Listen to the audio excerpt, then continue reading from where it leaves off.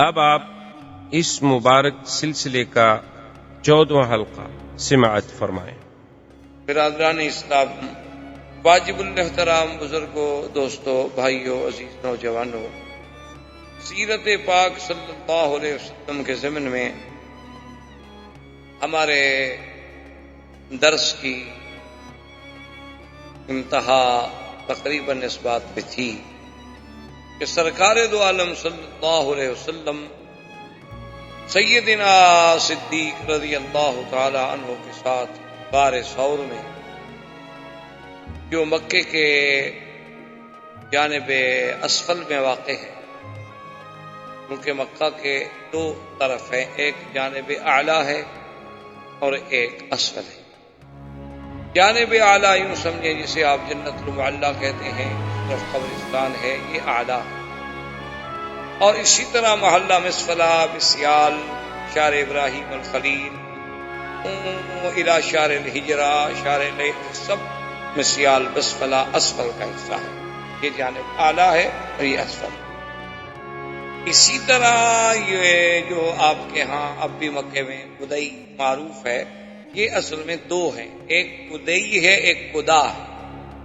قدا جو ہے وہ جانب اعلیٰ میں ہے اور قدئی جو ہے وہ جانب اسفل۔ اور ذرا انسان تھوڑا سا تدبر سے، تفکر سے غور کرے تو اللہ نے حضور سرکار دو عالم صلی اللہ علیہ وسلم کو کوئی ایسی شان عطا فرمائی تھی، ایسی عظمت عطا فرمائی تھی کہ ہر لحاظ سے، یعنی جہاں جہاں سے حضور صلی اللہ علیہ وسلم گزرے ہیں، اللہ نے اس جگہ کو بھی آباد ضرور فرمایا، ورنہ کوئی تصور بھی نہیں تھا کہ کبھی یہ راستے بھی آباد ہوں گے۔ آج وہاں دیکھیں مخطط ہیں، دارالحجرہ ہے، حی الحجرہ ہے، آبادیاں ہیں، اور جس راستے سے حضور صلی اللہ علیہ وسلم نے سفر فرمایا تھا، طریق الحجرہ، اور اس راستے پر آبادیاں، تو جہاں سے بھی حضور صلی اللہ علیہ وسلم، اسی لیے علماء نے کہا ہے کہ حضور ظاہری طور پر یا معنوی طور پر جہاں سے بھی گزرے ہیں وہاں اللہ نے ضرور اپنی رحمت دی۔ اسی لیے کسی شاعر نے حضور کی سیرت میں بڑی عجیب بات کی ہے، ایک بڑا اچھوتا انداز ہے، خیال ہے، تو وہ یہ کہتا ہے کہ جہاں پڑی نہیں نظر وہاں ہے رات آج تک، کہ جہاں حضور صلی اللہ علیہ وسلم کی نظر نہیں پڑی، ایمان نصیب نہیں ہوا، دولت ایمان نہیں ملی، تو جہاں پڑی نہیں نظر وہاں ہے رات آج تک، اور وہیں سحر ہوئی جہاں جہاں گزر گئی۔ اسی جگہ پہ اللہ نے روشنی کر، ظاہری بھی اور باطنی، یعنی اللہ نے ایسے تو نہیں فرمایا نا کہ ہم نے آپ کو اس وقت بھیجا ہے کہ جب قوم ضلال مبین، جب قوم ظلمات میں تھی، شرک و کفر کے اندھیروں میں غلطاں و پیچاں تھی، اس وقت ہم نے اپنے نبی کو بھیجا ہے کہ انہیں اس سے نکالے۔ اب حضور صلی اللہ علیہ وسلم یعنی جس راستے سے بھی گزر گئے، اللہ نے اس راستے کو بھی آباد،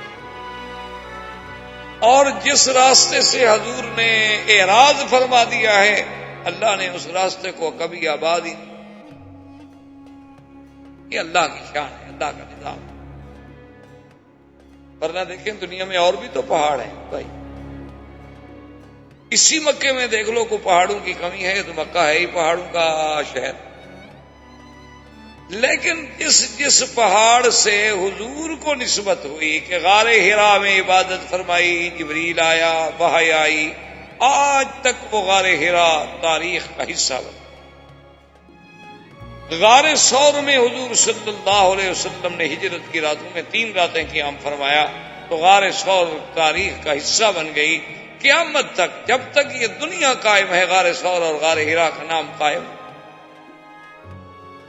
اور دیکھیں کہ یہ تخطیط کون کر رہا تھا؟ آج تو آپ کے پاس بڑے بڑے انجینئر ہیں، بڑے بڑے وسائل ہیں، آپ کے پاس بڑی بڑی دوربین ہیں، آپ کوئی نقشہ بناتے ہیں، کوئی لائننگ کرتے ہیں تو بڑے آسانی کے ساتھ آپ اس کے ذریعے سے بڑی سیدھی لائن لے جاتے ہیں، لیکن ذرا آپ غور کریں کہ 1400 سال پہلے یہ کون سے وسائل تھے، کون سے ذرائع تھے، کون سے اسباب تھے کہ اگر عبادت کے لیے بیٹھتے ہیں مدنی پاک تو غار حرا میں، اور ہجرت کے لیے بیٹھتے ہیں تو غار ثور میں، اور آج بھی ان غاروں پہ کھڑے ہو جائیں اور راستے میں یہ مکان رکاوٹ نہ ہو تو سیدھا کعبہ نظر آتا ہے.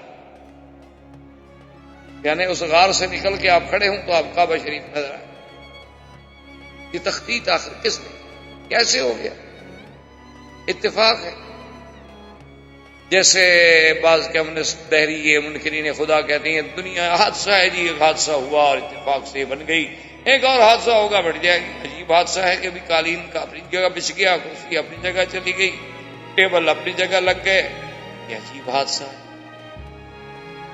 ایسے حادثے تو پھر روز ہونے چاہیے کہ آدمی کو کام کرنے سے جان چھوٹ جائے، ہر چیز خود بخود اپنی جگہ خود بخود ٹھیک ہو جائے.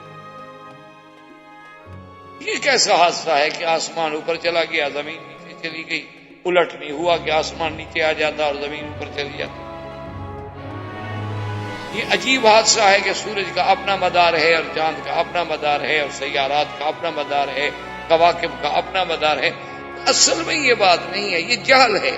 جب آدمی تھوڑا سا پردہ دل سے ہٹا لے تو سمجھ آتی ہے کہ اس خالق کائنات نے اپنے حبیب لبیب سیدنا محمد رسول اللہ صلی اللہ علیہ وسلم کے لیے سب کچھ جو ہے وہ تقدیر میں پہلے سے تخطیط کر دی تھی کہ میرے نبی نے یوں چلنا ہے، یوں بیٹھنا ہے، یوں اٹھنا ہے، اور یہ واقعات پیش آئے. اسی لیے تو زراحم نے جب دیکھا تھا نا تو ابی طالب سے کہا تھا کہ ان کو ساتھ میں لے جاؤ. میں کہا کیوں؟ کہا ادارہ فقتلوہ، اگر ان کو روم والوں نے دیکھ لیا تو نہیں چھوڑیں گے، قتل کر دیں گے. اس نے کہا ولیماذا؟ اس نے کہا تمہاری آنکھوں پہ ابو طالب پٹی پڑی ہوئی ہے، مکے سے سفر کر کے یہاں تک ساتھ آ رہے ہو اور تمہیں کچھ بھی نظر نہیں آیا. اب ذرا غور کر کے دیکھو کہ جہاں نبی چلتے ہیں اوپر بادل سایہ کر رہے ہیں. جس درخت کے نیچے آ کے بیٹھتے ہیں لوگ سائے میں بیٹھے ہیں، حضور دھوپ میں بیٹھتے ہیں تو درخت اپنا سایہ ادھر ڈال دیتا ہے. سائے والے دھوپ میں بیٹھے ہیں اور محمد مدنی صلی اللہ علیہ وسلم طرف سایہ چلا جا رہا. دیکھا یہ تم نہیں دیکھ رہے، میں نے تو ایک نظر میں دیکھ لیا، اور تم مکے سے ساتھ چل کے آ رہے ہو اور کہتے ہو کہ میں چچا ہوں، لیکن تم نے ان خصائص پہ غور نہیں کیا. وجہ کیا تھی؟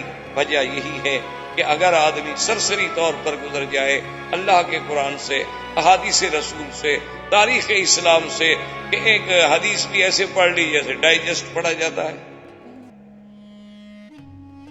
اچھا جی نیند نہیں آ رہی، چلو کوئی اسلامی کتاب اٹھا لو یار جلدی نیند آ جائے گی. آج کل تو ہم نے اللہ کے قرآن کو سلیپنگ پلز کے قائم مقام رکھا ہوا ہے نا، کہ تفسیر لے لو، دینی کتاب لے لو، اس کے ساتھ فوراً نیند آ جائے گی. کیونکہ وہ شیطان نہیں کرنے دیتا کہ کیوں آپ اللہ کی طرف جائیں، وہ سلا دیتا بڑے سکون.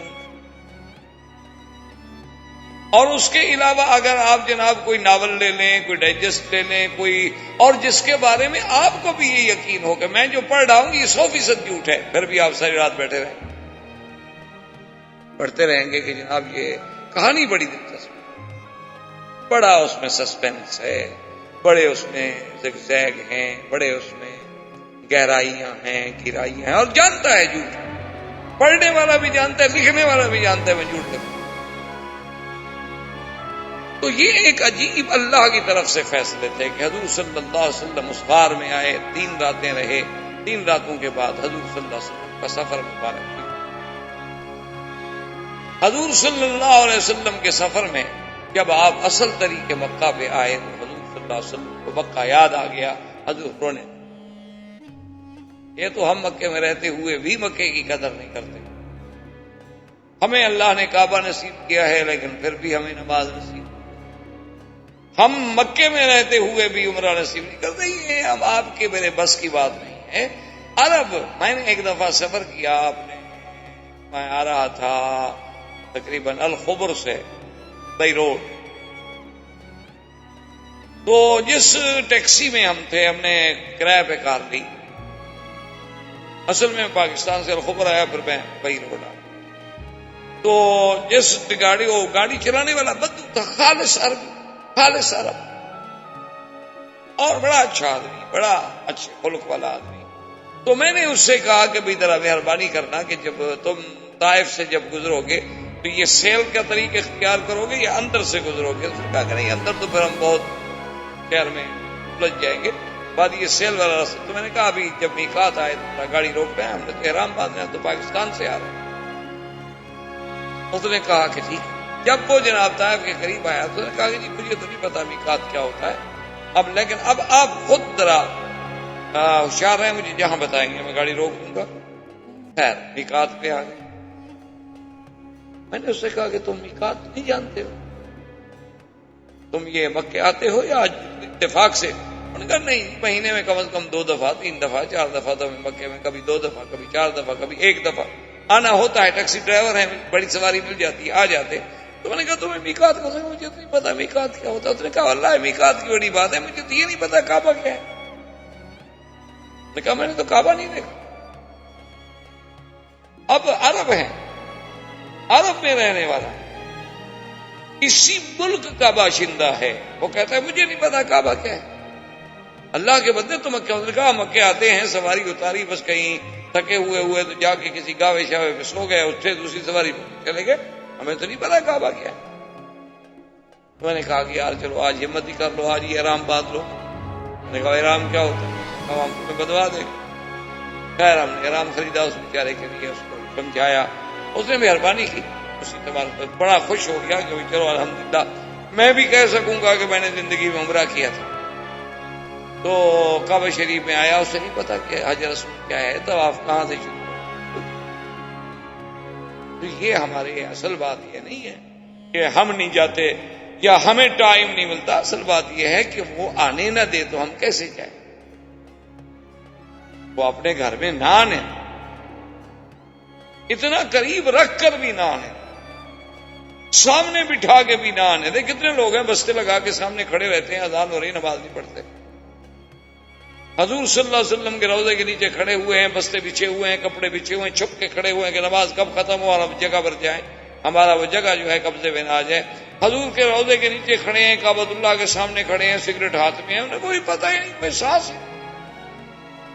اچھا، اور اللہ کے کعبے میں جا رہے ہیں، جوتے پاؤں میں ہیں، بوٹ پہنے ہوئے ہیں، ٹک ٹک آواز آ رہی ہے، عورتیں ہیں، میک اپ ہے، سنگار ہے، پورا بدن نظر آ رہا ہے، نئے سے نئے فیشن کا جوڑا پہنا ہوا ہے، جیسے انارکلی میں گھوم رہی ہوں، شملے کی سیر پہ آئی ہوئی ہوں، بس احرام میں سفید کپڑا باندھ لیا، اس کے بعد یہ اصل بات یہ نہیں، اصل بات یہ ہے کہ اللہ قریب رہ کر بھی اگر ہمیں ان چیزوں کی قدر اور سمجھ نہ دے تو اس کا معنی یہ ہے کہ ہمیں اس نے ان چیزوں سے نعمتوں سے محروم رکھا۔ تو حدیث موجود ہے صحیح میں کہ فبکا رسول اللہ، حضور رو، سیدنا صدیق نے فرمایا، عرض کیا کہ ماذا یبکی کہ یا رسول اللہ، کیوں روئے؟ فرمایا کہ مکے کا راستہ دیکھ کے مجھے مکہ یاد کہ میں مکہ چھوڑ کے جا رہا ہوں۔ مکہ چھوڑ کے جانا کوئی کسی بات تو نہیں۔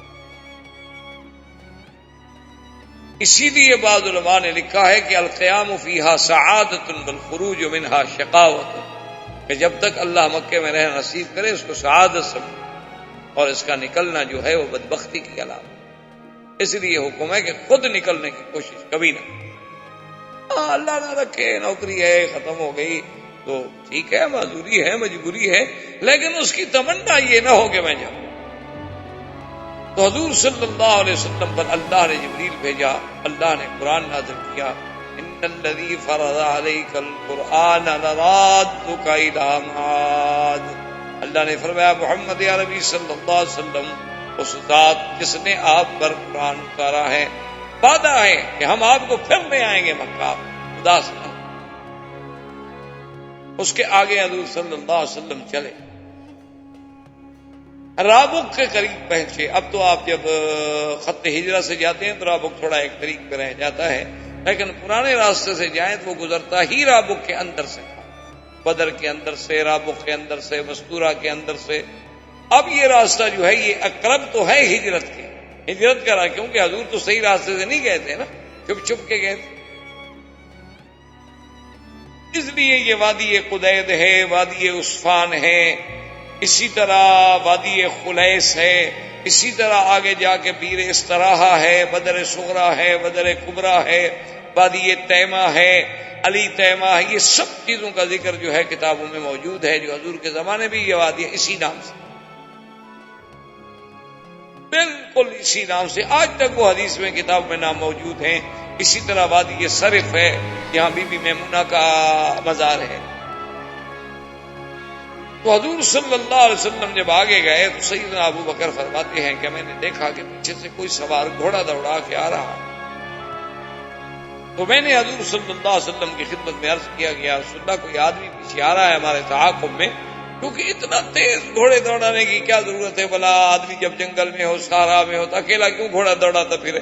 ایک آرام سے چلتا ہے نا، ایک رفتار سے سفر کرو. لیکن اس کا آنا اس تیزی سے دلیل ہے کہ وہ کوئی اچھی بات نہیں ہے، کوئی ہمارے تعاقب میں ہے. اور حضور صلی اللہ علیہ وسلم پڑھ رہے تھے.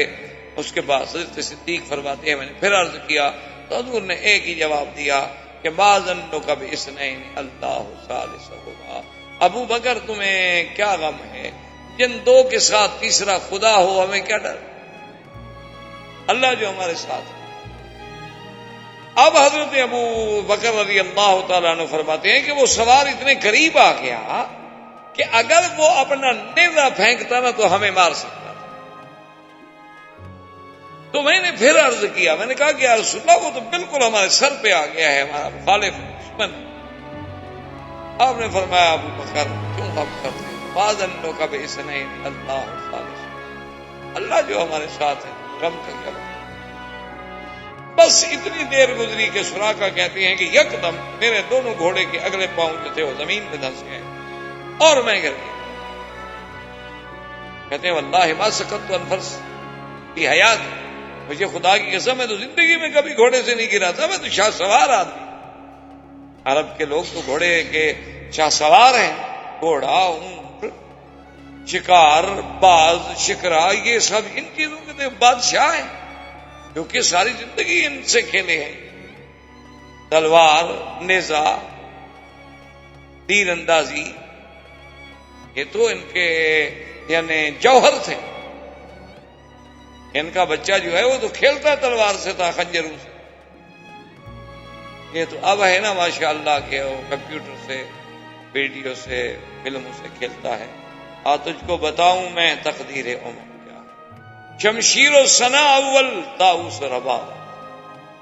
اب ہماری انتہا اس میں. اسی لیے اقبال نے کہا تھا نا کہ کیا خوب امیر فیصل کو سنوسی نے پیغام دیا، تو نام و نسب کا حجازی ہے پر دل کا حجازی نہیں. تو آج وہ بچہ جو کبھی تلوار کی جھنکار پہ سوتا تھا، آج وہ مغنیہ کے گانے کی آواز پہ. اس لیے شورش کاشمیری اللہ اس کی قبر پر رحمت کرے، تو ان کا ایک عجیب سا جملہ ہے. وہ کہنے لگا کہ جب جہاز کے سیڑھیوں پہ کھڑے ہوئے میں نے نظر ڈالی تو میں نے کہا کہ مولا یہ وہی قوم ہے عرب، یہ وہی قوم ہے کہ جن کی ابتدا ام اسماعیل سے ہوئی تھی اور جن کی انتہا ام کلثوم پہ ہو گئی.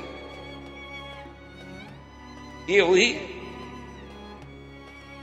کہ ان کی ابتدا تو سیدنا اسماعیل کی اماں سے ہوئی تھی کہ وہ اسماعیل کو لے کے آئیں، زمزم نکلا، یہاں عرب آباد ہوئے. اور انتہا ان کی کیا کہ بڑے سے بڑا مفسر قرآن بھی مر جائے، 10,000 آدمی جنازے میں کیا تھا. مغنیہ مر گئی، لوگ مر گئے، لوگ مر گئے جنازے میں. حیرت ہوتی ہے، سمجھ نہیں آتی کہ کیا ہو گیا قوم. کس طرح قومیں اس طرح مسخ ہو جائیں گی قومیں کہ ایک فاسقہ، فاجرہ، زانیہ سب پڑھ رہے ہیں کہ یہ زانیہ ہے، فاسقہ ہے، فاجرہ ہے. ایک غیر محرم اب مرد کے ساتھ ہوٹلوں میں داد عیش دے رہی ہے، مرد 20 لاکھ آدمی سڑک پر کھڑا. کیا ہو گیا ہے قوم کو؟ کیوں ہم سب میراثی بن گئے؟ ہمیں کیا ہو گیا؟ ہماری میراث تو یہ نہیں تھی. تو اب حضور صلی اللہ علیہ وسلم کے تعاقب میں آنے والا سراقہ یہ رابق کا سردار تھا. اس کو پتہ چل گیا تھا کہ ابو جہل نے اعلان کیا ہے کہ جو محمد مصطفیٰ صلی اللہ علیہ وسلم اور ابو بکر کو پکڑ کے لائے گا تو 100 اونٹنی انعام میں ملے گی. وہ 100 اونٹنی کے لیے دوڑ رہا تھا کہ 100 اونٹنی کے زمانے میں کوئی معمولی قیمت تو نہیں.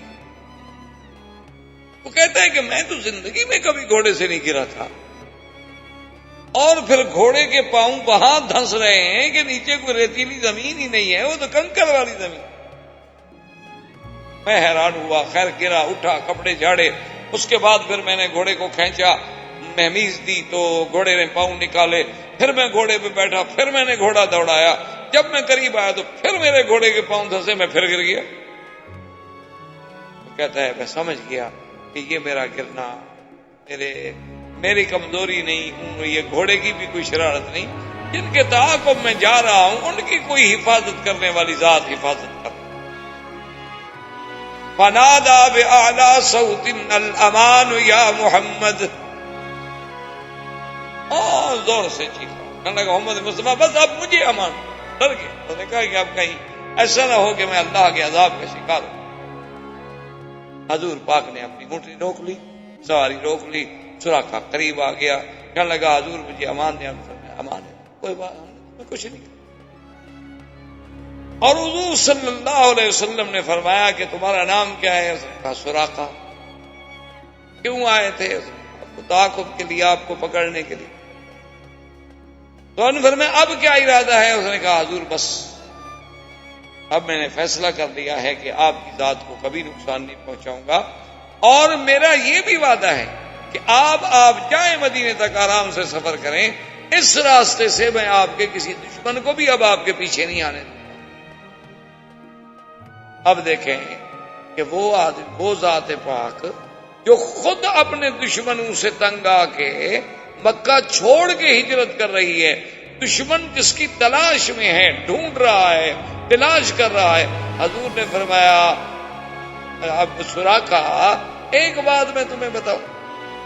اس نے کہا حضور بتائیں. آپ نے فرمایا کہ وہ دن کیسا لگے گا جب کسرا بادشاہ کے ہاتھ کے کنگن تمہارے ہاتھ میں ہوں گے. سراقہ کہتے ہیں میں نہیں سمجھ رہا. عجیب بات کہ ایک آدمی خود پناہ لینے کے لیے ایک شہر چھوڑ کے دوسرے شہر میں جا رہا ہو, اور مجھے خبر یہ دے رہے ہیں کہ سپر پاور ختم ہو جائے گی کسرا کی, اور ان کے بادشاہ کے کنگن آئیں گے, اور پھر وہ میرے جیسے ایک بدو, ایک عرابی, ایک رابق میں رہنے والے آدمی کے ہاتھ میں ہوں گے. کہاں کسرا؟ ہم نے تو کبھی مکے پر حکومت کرنے کا خواب نہیں دیکھا تھا کہ جائے کہ کسرا بادشاہ کے کنگن ہمارے ہاتھ میں آئیں گے. میں نے کہا ٹھیک ہے آپ جو فرما رہے ہیں, لیکن یا رسول اللہ مجھے ایک بات کریں کہ امان لکھ دیں. آج آخر میں نے آپ سے امان مانگی ہے, آپ نے کہا کہ امان ہے, تو مجھے لکھ دیں کہ اگر کبھی کوئی وقت آئے تو آپ کی جماعت مجھے امان دے. آپ نے فرمایا ابو بکر فقط لکھ دو. حضرت ابو بکر نے کاغذ میں لکھ دیا کہ اللہ کے رسول نے اس کو امان دی ہے, اگر کبھی مسلمانوں کے قبضے میں آ جائے تو مسلمان بھی اس کو امان دے. خدا کی شان دے کہ جب مکہ فتح ہو گیا, سرکار دو عالم حنین میں تشریف فرما ہے, طائف فتح ہو گیا, تو یہ سراقہ قیدی بن کے حضور کے سامنے لایا گیا. اور آتے ہوئے اس نے کہا کہ یا رسول اللہ فیصلہ کرنے سے پہلے 1 منٹ ٹھہر جائیں. جیب سے ہاتھ نکالا اور کاغذ آگے رکھا کہ حضور آپ مجھے امان دے چکے. آپ نے فرمایا الیوم یوم بر و وفا یا سراقہ, آج وفا کا دن ہے, آج بھلائیوں کا دن ہے, جاؤ ہم نے تم کو امان دی ہے, بالکل اب اپنی زبان پہ قائم. اس نے کہا یا رسول اللہ اب کہاں جاؤں؟ وہ جانے والے دن گزر گئے, اب تو میں اسلام لانے کے لیے حاضر ہوں. کلمہ پڑھا, مسلمان ہو گیا. اچھا اللہ کی شان دیکھیں کہ سرکار دو عالم, سرکار دو جہاں نے جو خبر دی تھی حضرت عمر کے زمانے میں کسرا فتح ہو گیا, اسلام کا پرچم لہرا گیا, سپر پاور ٹوٹ پھوٹ گئی, نہ کسرا رہا نہ کیسر رہا, لا کسرا بادہ ولا کیسر بادہ. حضور نے فرمایا ختم ہو جائے. اور بادشاہ بھاگ گیا, اس کے وہی کنگن جو تھے وہ مال غنیمت میں آئے اور حضرت عمر کے سامنے پیش ہوئے. حضرت عمر نے جب دیکھا انہوں نے فرمایا آئی نہ سراقہ, سراقہ کہاں ہے, اس کو تلاش. سراقہ آ گیا. حضرت نے فرمایا کہ سراقہ حل تذکر ما قال بک محمد صلی اللہ علیہ وسلم، سراقہ تمہیں یاد ہے کہ تمہیں ہمارے نبی نے کیا وعدہ کیا تھا رابق راستے میں؟ انہوں نے کہا یاد ہے ابھی. انہوں نے فرمایا تھا کہ کسرا کے جو سواری کسرا اس کے ہاتھ کے کنگن جو ہوں گے وہ تمہارے ہاتھ میں ہوں گے. تو میں نے فرمایا کھڑے ہو جاؤ، میں اپنے ہاتھوں سے تمہیں پہناتا ہوں تاکہ میرے مدنی کی بات پوری ہو جائے، اور تم سارے صحابہ میں چل کے ان کو یہ دکھاؤ اور بتلاؤ کہ اللہ کے نبی نے کیا کہا. یعنی اندازہ فرمائیں صداقت رسول، اندازہ فرمائیں علم نبی کا، اندازہ فرمائیں اللہ کے وحی سے اللہ کے نبی کے تعلق کا، کہ خود مہاجر بن کے جا رہے ہیں اور خبر دیتے ہیں کہ کسرا ختم ہو جائے گا. اب حضور صلی اللہ علیہ وسلم جب آگے بڑھے سفر کرتے ہوئے تو راستے میں ایک جگہ آپ پانی کی ضرورت ہوئی، پانی ختم ہو گیا اور اونٹنیوں کے ساتھ جو دودھ تھا دودھ بھی نہیں رہا. رات دن کا سفر، متواتر سفر، اور کوئی خوراک نہیں، کوئی غذا نہیں. دور ایک خیمے میں نظر پڑی تو حضور نے فرمایا کہ ابو بکر اس خیمے میں جاتے ہیں، ان کے ساتھ جا کے ہم کچھ دیر گزارتے ہیں اور شاید ہمیں کوئی دودھ مل جائے، کوئی پانی مل جائے، کوئی کھانے کی چیزیں مل جائیں. کیونکہ لوگ عرب لوگ تھے جیسے کھانا بدوش ہوتے ہیں نا جی، کہیں خیمے لگا لیے بیٹھ گئے اور جہاں ہریالی دیکھی پھر مال کو لے کے وہاں چلے گئے، ادھر بارش ہو گئی تو مال اٹھایا ادھر چلے گئے. اب تو ان کی تو زندگی ایسی ہوتی تھی، خیمے میں ادھر جاتے. تو جب حضور وہاں گئے تو دیکھا کہ ایک بوڑھی عورت ہے، حدیثوں میں اس کا نام ہے ام معبد. حضور پاک نے سلام کیا، فرمایا میں اجازت ہے کہ آپ خیمے میں کچھ دیر آرام کریں؟ انہوں نے کہا حالن سار. عرب تھے اور سخاوت ضیافت تو ان کو گٹھی میں پڑی ہوئی تھی. عرب ہو اور سخی نہ ہو سمجھے پھر وہ عرب نہیں ہوگا. وہ کہ آپ کی ہماری نسل تبدیل ہوئی 10 سال 20 سال 50 سال 100 سال. عرب یقیناً کریم، یہ ناممکن ہے کہ عرب ہو اور بخیل ہو اور شہید ہو اور وہ بیچارہ ہر وقت 99 کی مار میں ہو گن رہا ہو. کیا 99 ہو گیا 100 کا ہو؟ عرب ایسے اس نے تو کل کا کبھی نہیں سوچا. کل کیا ہوگا ہوگا جو ہوگا. بتائیں ضروری ہے کہ ہم زندہ رہیں گے؟ کل آج کیوں خرابی کے ساتھ بھوکے گزاریں؟ اس نے کہا اہلاً و سہلاً. بیٹھ گئے حضور صلی اللہ علیہ وسلم. حضور نے فرمایا کہ اماں جان، بوڑھی اماں، تمہارے گھر میں کوئی کھانے پینے کا؟ اس نے کہا واللہ یا رسول اللہ اگر کوئی چیز، اس کو پتہ نہیں ہے کہ حضور رسول اللہ. اس نے کہا کہ میں میرے مہمان ہیں، اگر میرے خیمے میں کچھ ہوتا تو آپ کو مانگنا پڑتا. یہ تو عیب ہے عرب. اسی لیے قرآن نے سیدنا ابراہیم صاحب نے پڑھا ہے نا کہ جب مہمان گئے تو بس ملنے کے فوراً بعد اور اس وقت واپس آئے کہ ایک بچڑا ذبح کر کے بھون کے پکا کے جناب ایک بڑا گوشت سامنے رکھا. فقربہ الیہم فقال الا تاکلون، آؤ بھائی کیوں نہیں کھاتے ہو؟ حالانکہ دیکھیں اللہ کے نبی تھے. اچھا پوچھ لیتے پہلے ذرا تفصیل ہو جاتی تو نہ بچڑا ذبح کرنا پڑتا، نہ تکلیف کرنی پڑتی، نہ گوشت پکانا پڑتا. لیکن علماء نے لکھا کہ سنت الانبیاء اور عادت الکرام، سخی اور کریموں کی عادت یہ نہیں ہوتی کہ مہمان سے پوچھیں گے جی آپ نے کھانا کھانا ہے. یہ تو ہمارے یہاں رواج ہے نا، پوچھتے ہیں اچھا جی آپ کیا پیے گے؟ شریف آدمی کہے گا کچھ نہیں. ہیٹ ہے تو کہہ دے گا کوئی گرم چائے ہے، لا دو بھائی. اگر شریف آدمی ایک کریم آدمی ہے تو اس سے جب پوچھا جائے تو اس کی بڑی عزتی ہے، توہین ہے، آداب اسلام کے خلاف ہے. یہ تو انگریزوں کا کوئی طریقہ ہوگا. اسلام تو یہ کہتا ہے جو آپ کے گھر میں ہے، پانی ہے، چائے ہے، کچھ ہے، پیش کر دو، بس ٹھیک ہے یہ لو. اس کے بعد مرضی ہے مہمان پیے نہ پیے پوچھنے کا کیا مانا. اور ہمارے یہاں تو ماشاءاللہ پوچھنے کے بھی بڑے انداز ہو گئے ہیں. بعض لوگ یہ کہتے ہیں او جی ماشاءاللہ آپ کب آئے؟ جی کل آیا تھا. او جی آپ تو بڑے لوگوں کے مہمان ہوں گے، ہم غریبوں کے پاس کب آتے ہیں؟ آپ تو اچھا ماشاءاللہ کہاں ٹھہرے ہوئے؟ مقصد یہ ہے کہ میرے گھر تو نہ ہو، نہ دفعہ ہو، جان چھوڑو. یا ساتھ یہ کہہ دیں کہ چلیں جی ابھی میں آپ کو چلو دیکھیں نا جی اب گھر جانے کا وقت تو نہیں ہے، ہوٹل میں آپ کی کچھ سروس کر دیتا ہوں، خدمت کر دیتا ہوں. ویسے ٹائم تو ہو رہا ہے، اب ایئرپورٹ بھی پہنچنا ہوگا. یہ کون سی دعوت ہے؟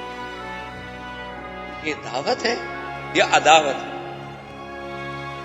اسلام ان باتوں کا قائل نہیں ہے. اسلام یہ کہتا ہے کہ جو اللہ نے تمہیں دیا ہے تکلفات میں نہ پڑو. ہم تمہارے گھر میں پانی ہے، پانی لے آؤ، لسی ہے، لسی لے آؤ. تمہارے گھر میں شربت ہے، شربت لے آؤ. چائے ہے، چائے لے آؤ. میٹھا نہیں ہے، نمک ڈال دو. کوئی چیز جو تمہارے گھر میں ہے. اسی لیے حضور نے فرمایا نا کہ وہ گھر کبھی برکت والا نہیں ہوتا جس کے گھر میں کھجور نہ. کیوں کہ جب آیا کوئی مہمان، چلو 4 چیزیں اب ایک پلیٹ میں رکھے، 4 دانے آگے رکھ دیں، بات ختم ہو گئی. اسی لیے عربوں کی صفت میں یہ شامل تھا کہ کھجور، زیتون، یہ چیزیں ہمیشہ عرب کے گھرانوں میں موجود ہوتی تھی. کیونکہ ایسی چیز ہے کہ جب آؤ تیار ہے، کچھ کرنا نہیں پڑتا. زیتون نکالا، 4 دانے رکھے اور روٹی کا ایک ٹکڑا رکھا، پیش کر دیا. ضروری تو نہیں کہ آپ ہمارے لیے یا کسی مہمان کے لیے. تو تکلفات جو ہیں یہ تو خیر ایک الگ چیز ہے. تو بہرحال اس نے کہا کہ یا رسول اللہ اگر میرے گھر میں کچھ تو کبھی ہو سکتا ہے کہ میں آپ کو مانگنا پڑتا. آپ نے فرمایا اچھا یہ جو بکری بیٹھی ہوئی ہے.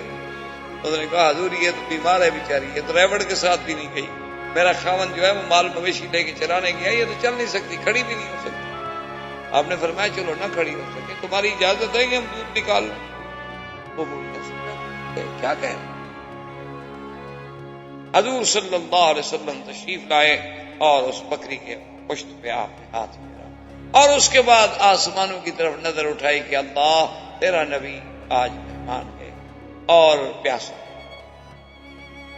اسباب کی حد تک تو ہم بکری کے پاس آ گئے ہیں، لیکن دودھ دینے والا تو ہے نا. اور اس کے بعد حضور بکر فرماتے ہیں کہ حضور خود بیٹھ گئے اور کہتے ہیں کہ میں تو حیران ہو گیا کہ ماشاءاللہ حضور تو بکری کا دودھ نکالنا بھی جانتے ہیں. کیونکہ یہ دودھ نکالنا جو ہے بکری کا، گائے کا، یہ فن ہے. ہمارے بچے تو خیر بیچارے کیا سیکھیں گے، ان کا گزارا تو مرائی پہ ہے، علی پہ سوتی ہے، پھر ان کو کیا پتا دودھ بھی کبھی نکالا جاتا ہے. ان کے لیے تو یہ بڑا یعنی ایک عجیب سا کھیل ہوگا دیکھنے کے لیے، بڑے انجوائے کریں گے اگر دیکھیں کہ کیسے جانور کا دودھ نکالا جاتا ہے. تو بیچاروں نے کبھی اپنا دودھ نکلتا ہوا نہیں دیکھا ہوگا. تو خیر بہرحال تو حضور نے بڑے آرام سے یوں بیٹھے اور برتن دونوں ٹانگوں میں پھنسایا اور بڑے پیار سے اس کو کھینچا. تو وہ کہتے ہیں وہ تو ایسے اتنی زور سے دودھ کی لاٹیں لگ رہی تھی جیسے ماشاءاللہ کوئی تندرست بکری بھی اتنا دودھ نہ دے. برتن بھر گیا تو میں اور لے آؤ، اور برتن بھر گیا تو میں اور لے آؤ، اور برتن جتنے خیمے میں برتن تھے، جتنی ہمارے ساتھ سب. آپ وہ عورت دیکھ رہے کیا ہو. حضور نے خود پیا، آپ کے ساتھی نے پیا، دلیل نے پیا، ام معبد نے پیا. حضور نے فرمایا ابو بکر کو تھوڑا سا ساتھ رکھ لو، باقی سب ام معبد کو دے دو، یہ اپنے گھر میں رکھ لے. اور اس کے بعد حضور نے اجازت مانگی اور کہا کہ اچھا ماں تمہارا بہت شکریہ کہ ہم نے تمہارے خیمے کی چھت کے نیچے وقت گزارا ہے، سائے کے نیچے بیٹھے ہیں، ہم نے تمہارے برتن استعمال کیے ہیں، ہم نے تمہاری بکری سے دودھ لیا ہے، ہم تمہارے بہت شکر گزار ہیں. اور کبھی تمہیں حاجت ہو مدینے میں کبھی گزرو تو وہاں آنا اور ہمیں ملنا. میرا نام محمد بن عبداللہ ہے، محمد رسول اللہ ہے. کہہ کے چلے گئے. بعض روایات میں ہے کہ نام نہیں بتایا. بس حضور نے خیریت پوچھی، کہا اور اس کا شکریہ ادا کیا، چلے گئے. تھوڑی دیر گزری تو ام معبد کا خاوند آیا گھر میں. دیکھا کہ گھر میں تو سارے برتن دودھ سے بھرے ہوئے ہیں. دیکھا ام معبد میں ملا ہی رہا تھا، یہ کہاں سے آ گیا. انہوں نے کہا بیٹھو، انہوں نے کہا بیٹھو ابو معبد بیٹھو، آج تو میرے گھر میں کوئی ایسے مہمان آئے تھے، خدا کی قسم میں ایسے تو کبھی زندگی میں. اور محدثین، تمام دنیا کے محدثین علماء جو ہیں، ام معبد نے جو حضور کا نقشہ کھینچا ہے نا، جو حضور کا جمال، کمال، صفت، خلق، سیرت، صورت بیان کی ہے، دنیا کا کوئی صحابی بیان نہیں کر سکتا. اس عورت نے، اس بدو عورت جنگل میں رہنے والی ہے، کیا ہے لوگ تمہارے ہمارے لحاظ سے بیکورڈ، بالکل جاہل. لیکن جو اس نے حضور کا حلیہ کھینچا ہے نا جی، اس نے کہا کہ میں نے تو آج ایک ایسا آدمی دیکھا ہے بلا بالطویل البائن کا قد کوئی اتنا لمبا بھی نہیں تھا کہ لمبا نظر آئے، عیب والا لگے. کیونکہ زیادہ لمبا ہو جائے، حد سے زیادہ ہو جائے تو پھر وہ بھی تو ایک عیب بن جاتا ہے، وہ حسن نہیں رہتا. ولا بالقصیر، اور نہ اتنا چھوٹا قد تھا کہ حضور کے قد جو ہے وہ، بلکہ درمیان میں اور اتنے اعتدال والا اور طول کی طرف ابھرتا ہوا. ولا بالابیض الامحق، اور نہ حضور کا رنگ ایسے تھا کہ بالکل خالص انڈے کی طرح سفید ہو. ولا بالاسمر، اور نہ حضور کا رنگ ایسے تھا کہ جسے ہم سانولا کہہ سکیں، بلکہ الابیض مائل الی الحمرۃ، کہ ایسا سفید جس میں سرخی کی ایک جھلک ہو، آمیزش. کہا جب ایسا حلیہ بیان کیا اور نے کہا، اور اسی نے یہ بکری پہ ہاتھ رکھا، تو اس کے خاوند نے کہا کہ ام معبد، معلوم ہوتا ہے یہ وہی محمد عربی ہے جس کو مکے والے ڈھونڈ رہے. یہ تو وہی اللہ کا رسول تھا، ہم تو خوش نصیب ہیں کہ ہمارے خیمے میں محمد بدری اترے. اور اس کے بعد حضور صلی اللہ علیہ وسلم نے اپنا سفر مبارک جاری رکھا، اور مدینے والوں کو یہ تو پتا تھا کہ آقا انعامدار آنے والے ہیں، لیکن یہ پتہ نہیں تھا کہ کب چلے ہیں مکے سے، کب آئیں گے. ٹیلی فون تو تھا نہیں کہ کوئی ٹیلی فون پہ بتا دیتا. اب مکے والے کیا کرتے جناب، مدینہ منورہ والے، کہ بوڑھے، عورتیں، بچے، حتیٰ کہ یہودی، بنو قینقاع، بنو نذیر، بنو قریظہ، ان کے بڑے بڑے راہب، ان کے بڑے بڑے پڑھے لکھے لوگ سب باہر نکل کے آتے وہ مقام جس کو کہتے ہیں ثنیۃ الوداع. آج بھی مدینہ شریف میں مقام موجود ہے ثنیہ. اسی لیے شاہ فہد نے، اللہ جزائے خیر دے، کہ انہوں نے جو حرم شریف میں مدینہ مسجد نبوی کے لیے ایئر کنڈیشن، جو سینٹری ایئر کنڈیشننگ کا جو سب سے بڑا لگانا تھا فیکٹری، اس کا پلانٹ لگانا تھا، تو وہ حرم کے قریب ایک جگہ تھی جہاں لگا رہے تھے. تو خادم الحرمین نے کہا کہ نہیں بالکل اس جگہ مت لگائیں، کیونکہ ہو سکتا ہے کہ گاڑیوں کا دھواں اور کوئی پٹرول کی بو اور ڈیزل کی بو ایک کھینچیں اور وہ کسی دوسری ہوا کے ساتھ مل کے حضور کے حرم کے اندر مسجد نبی میں چلی جائے، یہ ادب کے خلاف ہوگا. اس کو آپ دور لے جائیں اور اسی مقام پہ لے جائیں جہاں سے حضور آئے تھے، تاکہ وہیں سے ٹھنڈی ہوا آئے. اس عقیدت کو کبھی ہم نے بھی سوچا ہے، جنہیں ہم وہابی کہتے ہیں. ہمارے نزدیک یہ وہابی لوگ ہیں نا، نبی کو مانتے ہی نہیں. نبی کو تو صرف ہم انڈو پاک والے مانتے ہیں، جن کا گزارا ہی ماشاءاللہ قوالیوں پہ ہے یا بجرے پہ. قال رسول اللہ جنہیں کبھی نصیب ہی نہیں ہوتا. ہم نے تو یہی دیکھا ہے، جب یا پتہ نہیں ہماری کو بدقسمتی ہوگی. میں تو ایک دفعہ گیا وہاں معین الدین اجمیری رحمۃ اللہ علیہ کی مزار پہ فاتحہ پڑھ لوں، خواجہ نظام الدین اولیاء رحمۃ اللہ علیہ کی مزار پہ فاتحہ پڑھ لوں. اسی طرح اپنا اور بزرگوں کے مزارات پہ وہاں جانے کا اتفاق ہوا. ہم تو جب گئے وہاں یا قوالیاں ہیں یا ڈھول ہیں یا دھمال ہیں، یا ہماری بدقسمتی اس دن کوئی خاص مصیبت ہو تاکہ ہم جلتے ہوئے جائیں. تو اب جناب یہ مدینے والے لوگ جو تھے، تو یہ سارے نکل کے اسی ثنیۃ الوداع کے پہاڑ پہ آ کے چڑھ کے دور دور دیکھتے بیچارے. جب دھوپ شدید ہو جاتی لوٹ جاتے، کبھی آج تو نہ.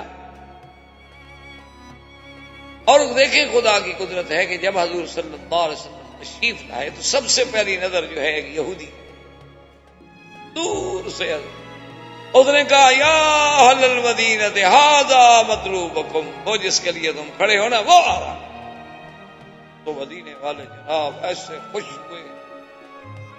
اس لیے ایک صحیح حدیث مبارک میں ہے، صحابی فرماتا ہے کہ واللہ، کہتا ہے خدا کی قسم ہے، ما رأینا اضواء یوم، ہم نے اتنا روشن دن کبھی نہیں دیکھا. وہ دن جس دن محمد پاک مدینے میں تشریف لائے، ایسا روشن دن ہم نے نہیں دیکھا کہ معلوم یہ ہوتا تھا کہ آج 2 سورج ہوتے. ایسی روشنی، ایسا مدینے پہ چمک، ایسا مدینے کی فضا میں نور. اسی لیے عرب لڑکیاں بچیاں جو تھیں اور وہ حضور کے استقبال میں، حتیٰ کہ امام بخاری رحمۃ اللہ نے بھی نقل کیا ہے کہ کھڑی کہہ رہی ہیں، طلع البدر علینا من ثنیۃ الوداع وجب الشکر علینا ما دعا للہ داعی، کہ طلع البدر علینا، آج 14ویں کا چاند آ گیا. عرب کی بچیاں ہیں نا، یہ نہیں کہا طلع الہلال طلع القمر، کیونکہ وہ تو ناقص ہوتا ہے۔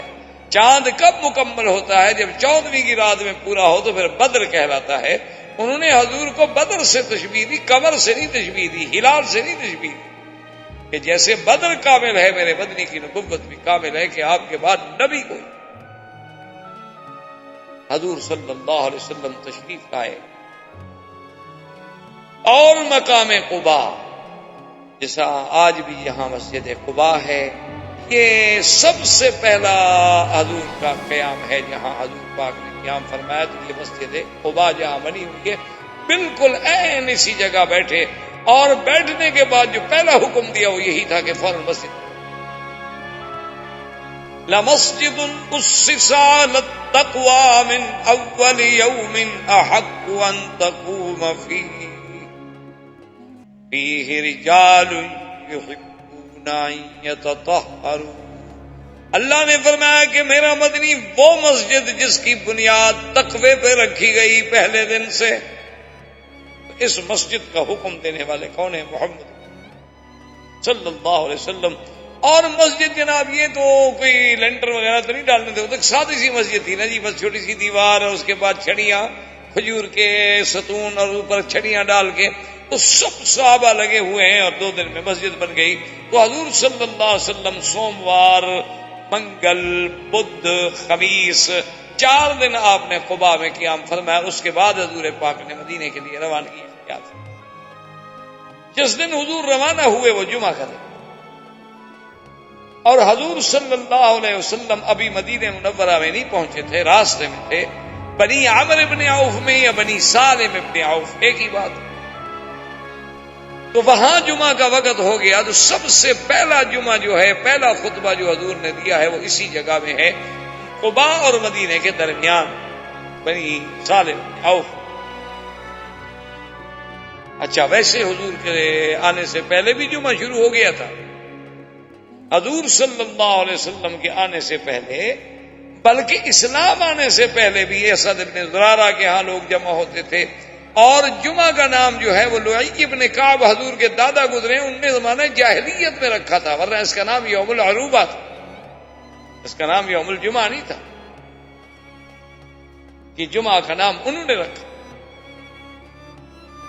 اور پہلا جمعہ مدینے میں پڑھا ہے تو اسد ابن زرارہ نے، اور پھر سرکار دو عالم، سرکار دو جہاں، رحمت للعالمین صلی اللہ علیہ وسلم نے ہجرت کے بعد پہلا جمعہ جو پڑھا ہے بنی سالم ابن عوف میں، اور جمعہ پڑھانے کے بعد حضور پھر روانہ ہوئے۔ اب جب روانہ ہوئے تو اب تو جناب مدینے کے تو لوگ ماشاءاللہ اس طرح جان نثار تھے نا جی، کہ سڑکوں پہ کھڑے ہیں اور جناب حضور کی اونٹنی کو چمٹ رہے ہیں، یا رسول اللہ انزل بنا انزل بنا انزل بنا، حضور ہمارے پاس ہو، خدا کے لیے ہمارے پاس نفدی انبارنا واولادنا وابنانا یا محمد صلی اللہ علیہ وسلم، حضور ہم اپنے بچے، جان، مال، اولاد سب آپ پہ قربان کر دیں گے، واللہ انزل بنا یا محمد، ہمارے پاس اتریں۔ سب مدینے والے جناب، سب لوگ۔ اسی لیے امام مالک رحمت اللہ علیہ فرماتے ہیں کہ تمام دنیا کے شہروں میں سے سب سے افضل جو ہے وہ مدینہ، حتیٰ کہ وہ مکے سے بھی افضل سمجھ۔ تو امام مالک رحمت اللہ علیہ کی جہاں اور دلائل ہیں، وہاں ان کی سب سے بڑی دلیل یہ ہے، وہ کہتے ہیں کہ ساری دنیا کے شہر جو ہیں، حتیٰ کہ مکہ جو ہے وہ بھی تلوار سے فتح ہوا ہے، ایک شہر ہے دنیا کی تاریخ میں جو اسلام اور محبت سے فتح ہوا، صرف مدینہ، جہاں کوئی تلوار نہیں چلی، بلکہ حضور کے آنے سے پہلے اسلام آ چکا تھا۔ مصعب ابن عمیر پہنچ چکے تھے اور سینکڑوں لوگ اسلام لا چکے، 83 آدمی تو مدینے سے چل کے حضور کی بیعت کر چکے تھے، بیعت العقبہ۔ حضور پاک نے جب دیکھا کہ بھئی اب سب کا اتنا ذوق، اتنا شوق ہے، اب سب آدمی کہتے ہیں کہ میرے گھر میں چلو، اب حضور نے فرمایا دیکھ بس فَاتْرُكُوهَا إِنَّهَا مَأْمُورَةٌ، میری اونٹنی کو کوئی نہ پکڑے، کوئی روکنے کی کوشش نہ کرے، یہ اللہ کی طرف سے مامور ہے، جہاں اس کو اللہ حکم دیں گے وہاں بیٹھ جائے گی، اور جہاں یہ بیٹھ جائے گی وہاں اس کا میں مہمان خود بخود بن جاؤں گا۔ تو اس لیے میری اونٹنی کو پکڑنے کی کوشش نہ کریں، روکنے کی کوشش نہ کریں، اس کو اس کے حال پہ چھوڑیں۔ اب حکم ہو گیا تو اب جناب سب ہٹ کے کھڑے ہو۔ اب حضور کی اونٹنی جا رہی ہے اور جس جس کے گھر سے گزر جائے اس کے لیے تو بڑی امیدیں اور آسیں ٹوٹ جائیں، اگلا امید میں لگ جائے۔ چلتے چلتے چلتے چلتے ایک خالی جگہ ہے دیار بنی نجار میں، یوں سمجھیں گے جہاں آج مسجد رسول پاک، جو مسجد نبی ہے جہاں آج آپ نماز پڑھتے ہیں، یوں سمجھیں بالکل یہی جگہ۔ یہ اصل میں علاقہ تھا بنی نجار کا، حضور صلی اللہ علیہ وسلم کے اقوال تھے، اور یہ جگہ بالکل خالی پڑی تھی۔ یہیں آگے اونٹنی بیٹھ گئی اور ساتھ ہی حضرت ابی ایوب کا گھر تھا۔ جب اونٹنی یہاں بیٹھ گئی تو بعد نے اس کو اٹھانے کی کوشش کی، انہوں نے دعوہا، چھوڑ دو، انہا مامورۃ، میری اونٹنی کی عادت نہیں ہے کہ ایسے بیٹھ کے، اللہ کا حکم ہے، بس اللہ کے حکم سے اونٹنی بیٹھ گئی۔ حضور نے فرمایا لمن ھذا الارض، یہ زمین کس کی ہے؟ انہوں نے کہا حضور یہ 2 یتیم بچے ہیں ان کی زمین۔ آپ نے فرمایا ان کو لاؤ، آ گئے۔ آپ نے فرمایا یہ زمین بیچتے ہو؟ انہوں نے کہا ہی الگ ہے یا رسول اللہ۔ انہوں نے کہا کمال ہے، ہم یتیم ہیں، غریب ہیں، لیکن محمد مدنی آپ مدینے میں آئے ہیں، ہمارا سب کچھ آپ پہ قربان ہے، یہ سب آپ کا ہے، خریدنے کا کیا مطلب؟ میں یہاں اللہ کا گھر بنانا چاہتا ہوں اور وہ زمین میں کسی کی ایسے نہیں لینا چاہتا، میں قیمت سے۔ اسی لیے فقہا نے لکھا ہے کہ ارض مغصوبہ اگر کسی کی زمین زبردستی چھین لی جائے یا اپنے اقتدار کی وجہ سے آپ کسی سے مانگیں اور وہ بندہ بیچارہ کیا انکار کرے، آپ بڑے آدمی ہو، ڈرتا ہے نہیں دوں گا تو یہ ویسے ہی لے سکتے ہیں، کہا جی آپ بالکل حاضر ہے۔ انہوں نے کہا ایسے مقامات پہ نماز نہیں ہو۔ یا وہ زمین کسی حرام کے پیسے سے خریدی جائے، سود کے پیسے سے، رشوت کے پیسے سے۔ میں ایک دفعہ گیا تو ڈپٹی کمشنر صاحب تھے ہمارے ضلع کے، اب پتہ نہیں اللہ عالم، تو وہ بیچارے مجھے ملنے آئے، ان کی بڑی مہربانی خلافت کہ وہ جب ملنے آئے تو اس کے بعد انہوں نے کہا کہ جی آپ اتفاق سے آئے ہیں اور میں نے ڈی سی آفس کے قریب ایک مسجد بنائی ہے ماشاءاللہ، تو اس میں آپ جو ہے مہربانی کر کے ایک نماز ہمیں پڑھا دیں، ہمارے آپ اسی ضلع کے رہنے والے، ہمارا بھی کچھ حق ہے۔ میں نے کہا نہیں بالکل اس میں تو کوئی فرق نہیں۔ میں نے کہا ڈی صاحب آپ نے کیسے بنائی ہے وہ مسجد؟ تنخواہ سے؟ کہتے ہیں جی تنخواہ ہماری اتنا کہاں ہوتی ہے کہ ہم مسجد بنا سکیں، اصل بات یہ تھی کہ بس کوئی ذمہ دار کام کرانے کے لیے آیا، کوئی جاگیردار، کوئی صنعت کار، کوئی کاروباری، کوئی بزنس مین، تو بس ان سے کہا کہ دیکھو بھی یہ مسجد بنا رہا ہوں، کام تمہارا تب کروں گا کہ اتنے پیسے پہلے مسجد کے لیے دیا۔ انہوں نے کہا اس میں تو پھر نماز پڑھنی ناجائز ہے، اس میں تو کسی اور مولوی سے افتتاح کروا لیں۔ یہاں بہت سارے مولوی ہیں ماشاءاللہ، بینکوں کا افتتاح کراتے ہیں، تمہاری مسجد کا بھی کرتے ہیں، مرزائیوں کے نکاح پڑھ دیتے ہیں، تو مسجد کا افتتاح کون سی بات ہے؟ معمولی سی بات، ہر قسم کا مولوی مل جاتا ہے، سرکاری بھی ہوتے ہیں، درباری بھی ہوتے ہیں، علماء سو بھی ہوتے ہیں، علماء حق بھی ہوتے ہیں، اللہ والے بھی ہوتے ہیں۔ میں کہا جی حرام؟ نے کہا بالکل حرام ہے، وہ تو آپ کو ڈپٹی کمشنر سمجھ کے اگلے ڈر کے مارے پیسے دیے، خوشی سے کو دے کے گیا ہے۔ اس طرح علماء نے لکھا ہے کہ ایسے طریقے سے بھی جب اللہ کا گھر بنے تو خالص خالص، بلکہ بعض علماء تو یہ کہتے ہیں کہ کوئی خطیب اپنی تقریر سے متاثر کر کے لوگوں سے چندہ وصول کر لے، وہ کہتے ہیں یہ بھی ڈاکے میں شامل۔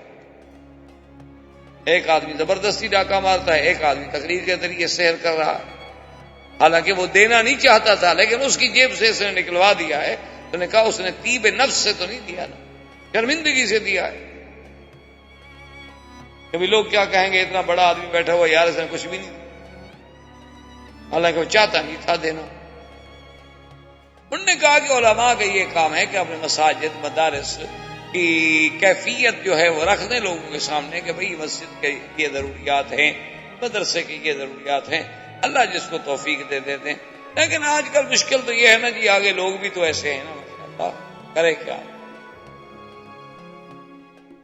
انہوں نے بھئی سینما بنانی ہو، کلب بنانا ہو، دیکھیں جناب ماشاءاللہ سال کی تنخواہ لگا دیں گے، مسجد کے لیے کہو تو 1 مہینے کی دینے کے لیے تیار ہیں۔ پھر ان کو مولوی بھی الحمدللہ ایسے ہی ٹکرتے ہیں، اللہ کی رحمت۔ آخر انہوں نے بھی رسول تو کرنا ہے. تو اب جناب جب حضور صلی اللہ علیہ وسلم نے وہ زمین اب حکم دیا فوراً مسجد بناؤ اور اپنا فرمایا ابو ایوب ہم مہمان تمہارے کیونکہ گھر تمہارا قریب یہ تمہارا نصیب ہے کہ اونٹنی یہاں بیٹھ گئی. حضرت ابی ایوب انصاری کا گھر جو تھا حدیث میں آتا ہے طابقین 2 منزلہ تھا یعنی 2 کمرے نیچے 1-2 کمرے اوپر تھے. تو اس نے کہا کہ یا رسول اللہ آپ تو اوپر رہیں گے ہم نیچے رہیں گے. آپ نے فرمایا کہ نہیں یہ نہیں ہوگا ہم رہیں گے نیچے تم رہو اوپر کیونکہ ہمیں تو لوگ ملنے کے لیے آئیں گے اور جب آئیں تو اوپر چڑھیں اور اتریں اور اوپر چڑھیں اور اتریں تمہارے لیے بھی مشکل ملنے والوں کے لیے بھی مشکل ہمارے لیے بھی مشکل لہذا ہم جو ہے وہ تو نیچے رہیں گے تم اوپر رہو. ٹھیک. حضرت ابی ایوب نے اپنے بیوی سے کہا کہ بات سنو اگر ہم اوپر ہیں اور حضور نیچے ہیں ایک تو یہ ادب کے خلاف ہے کہ ہم حضور سے اعلیٰ ہوں اور دوسری بات یہ ہے کہ ہمارے پاؤں کی آواز سے حضور کے آرام میں خلل نہ پڑے اور تیسری بات یہ ہے کہ جب یہاں ہم کھڑے ہیں پتہ نہیں یہی عین نیچے حضور بیٹھے ہوں اس لیے دیوار کے ساتھ لگ کے سو جاؤ. دیوار کے ساتھ لگ کے سو گئے. اچھا خدا کی شان ہے ان کا ذرا جرہ ان کے گھر میں ایک مٹکا تھا بڑا پانی کا جو اوپر رکھا ہوا تھا تو وہ ٹوٹا. وہ جب ٹوٹا تو اس کا پانی جب نکلا تو اب پانی کیسے روکیں جی. پہلے والے کو یہاں والے سسٹم تو نہیں تھے نا آج کل باقاعدہ مواسیر لگے ہوئے تھے اور نفایات تھے اور یہ تھا اور وہ تھا. وہ تو سادے سودے سے گھر ہوتے تھے مٹکے بھر کے لاتے تھے مشکیلیں کندھے پہ رکھ کے بھرا کرتے تھے. ان کے پاس ایک ہی لحاف تھی جو سردی میں وہ ڈالا کرتے تھے تو جلدی سے ابھی ایوب نے وہ لحاف اٹھا کے اسی پانی پہ ڈال دی کہ پانی اگر نیچے بہتا ہے تو کہیں حضور کے لیے تکلیف کا باعث نہ ہو. اور اس کے سوا کوئی لحاف نہیں تھا اور مدینے کی سردی پر آپ جانتے اسی طرح سردی میں رات گزار دی بغیر لحاف کے لیکن حضور کے آرام کا خیال رکھا. صبح جب ہوئی تو حدیث میں آتا ہے ایک روایت میں ہے کہ ابو ایوب نے کہا اور ایک میں ہے کہ حضور نے فرمایا کہ ابو ایوب معلوم ہوتا ہے کہ تم رات کو سو نہیں سکتے. انہوں نے کہا حضور بات تو بالکل ٹھیک ہے ہم ادب سے کیسے سو. آپ مہربانی فرمائیں آپ اوپر منتقل ہو جائیں اور ہمیں جو ہے مہربانی فرما کے نیچے رہنے دیں. وہ آنے جانے والی تکلیف تو برداشت ہو سکتی ہے لیکن ہم یہ کیسے برداشت کریں کہ ہم یہ کن اعلیٰ اعلیٰ رسول اللہ ہم آپ سے اوپر رہیں. یہ عشق کی بات ہوتی ہے یہ محبت و ادب کی بات ہے. اور صحابہ میں جتنی ادب تھا اس کا تو سوچا بھی نہیں جا سکتا. اسی لیے ایک صحابی فرماتے ہیں کہ میں نے ایک شخص سے پوچھا کہ حل انت اکبر ام رسول اللہ کہ بھئی تم بڑے ہو یا حضور. کیا پوچھ لیا جاتا ہے ایک سوال ہوتا ہے عمر میں یعنی آپ عمر میں بڑے ہیں یا حضور صلی اللہ علیہ وسلم پر زیادہ ہے. اب اس میں پوچھنے والے کے دماغ میں یہ قطعاً تصور ہی نہیں ہو سکتا کہ نبی اللہ کے شان میں تقابل کرائے. کون نبی کے شان کا مقابلہ کرے. وہ جانتا ہے اللہ کے نبی کی شان کا مقابلہ. وہ تو صرف یہ پوچھ رہا ہے باعتبار سن باعتبار عمر کے کہ بھئی تم عمر میں بڑے ہو یا حضور پاک بڑے ہیں. دیکھیں ادب کا تقاضا کتنا پیارا جواب دیتا ہے. اس نے کہا ورسول اللہ اکبر وانا اقدم منہ میلادا کہ بڑے تو میرے حضور ہیں لیکن پیدا میں ان سے پہلے. اندازہ کریں اس شخص نے یہ لفظ بھی گوارا نہیں کیا کہ یہ کہتے کہ میں بڑا ہوں. آج تو ادب سے ہم محروم ہو گئے ہیں نا. آج تو لوگ نبی کا نام ایسے لیتے ہیں جیسے کہ اپنے رشتے دار کا نام لے رہے ہیں. اتنی گستاخی اتنی بے ادبی کہ اور عاشقوں کا یہ عالم تھا کہ اگر ہزار بار بشویم دہن بمشک و گلاب ہنوز نام تو گفتن کمال بے ادبیست. مولانا جامی کہتا ہے یا رسول اللہ 1000 دفعہ اگر میں اپنے اس منہ کو عرق گلاب سے دھو کے تمہارا نام لوں پھر بھی ڈر لگتا ہے کہیں بے ادبی نہ ہو جائے میری گندی زبان سے. نام محمد مصطفیٰ کیسے لوں. یہ عشق کی بات. اپنا نام تو لیتے تھے صحابہ بھی پڑھتے تھے. یہ مقام عشق تھا یہ مقام ادب تھا یہ مقام محبت تھا کہ حضور صلی اللہ علیہ وسلم کے اوپر ہم کیسے رہیں بھی، حالانکہ حکم تو حضور کا تھا، آپ نے فرمایا کہ اوپر چلے جاؤ۔ تو حضور صلی اللہ علیہ وسلم نے مسجد نبوی میں یہ سب سے یعنی پہلی مسجد قباء، اور اس کے بعد جو مسجد ہے وہ مسجد نبی ہے، مسجد رسول اللہ صلی اللہ علیہ وسلم۔ اور وہ مسجد بھی کیا تھی؟ کچی اور کچی اینٹیں، حتیٰ کہ ایک حدیث میں آتا ہے کہ سب صحابہ جب اٹھا رہے تھے تو ایک ایک لبنہ، اما عمار فانه يحمل لبنتين، کہ حضرت عمار جو تھے وہ دو دو اینٹیں اٹھائے۔ جب حضور نے دیکھا نا ان کی اینٹیں تو آپ نے فرمایا عمار، آپ نے دعا دی کہ بارک اللہ لکا، اور اس کے بعد کہا عمار لیکن بات یہ ہے عمار تقتلہ فئۃ الباغی، تمہیں ایک باغی جماعت قتل، یعنی ایک طرف اتنی بڑی خبر ہے، ایک طرف دعا بھی، اور علماء نے کہا اسی میں یہ بھی دعا تھی نا، حضور اس کی شہادت کی خبر دے رہے ہیں، اور شہادت کا مرتبہ وہ کتنا عظیم ہے۔ اور دوسرا حضور یہ بھی بتلا رہے تھے کہ تم علامت و حق و باطل کی، کہ تمہارے قتل کرنے والے باغی ہوں گے اور تمہاری اعانت کرنے والے حق پہ ہوں گے، کہ تم جیسے آج اللہ کے گھر بنانے میں اتنے ذوق شوق سے لگے ہوئے ہو نا، اسی طرح اللہ تمہیں علامت بنا دیں گے، الفارق بین الحق والباطل۔ تو حضور صلی اللہ علیہ وسلم کی مسجد، اور اس کے ستون کیا تھے؟ کھجور، چھت کیا تھی؟ کھجور کی چھڑیاں، اور ممبر کیا تھا؟ ایک جذع نخل، کھجور کا ایک تنا، ایک کھجور کا تنا جو ہے وہ ممبر بنا دیا گیا، اور حضور اسی کے ساتھ مل کر اپنی پشت مبارک لگا کے خطبہ پڑھتے تھے۔ یہ ممبر تھا، بیٹھنے کی تو جگہ نہیں، بس کھڑے، بیٹھنے کے لیے تو کوئی جگہ نہیں۔ حتیٰ کہ وہ حدیث مبارک میں صحیح واقعہ ہے کہ ایک عورت آئی، اس نے کہا کہ یا رسول اللہ انا عندی نجارن، میرے پاس میرا خادم جو ہے وہ درخان کا کام کرتا ہے، اگر اجازت دو تو آپ کے لیے ہم ممبر بنا دیں، کیونکہ آپ کھڑے کھڑے خطبہ پڑھتے ہیں، کچھ تو استراحت ہو، اس کے بعد چلو آدمی بیٹھ سکے۔ تو آپ نے اجازت دے دی، تو سب سے پہلے ممبر حضور کے لیے بنایا گیا، تو اس عورت نے بنایا، وہ لکڑی کا تھا، اور اس کے 3 درجات تھے۔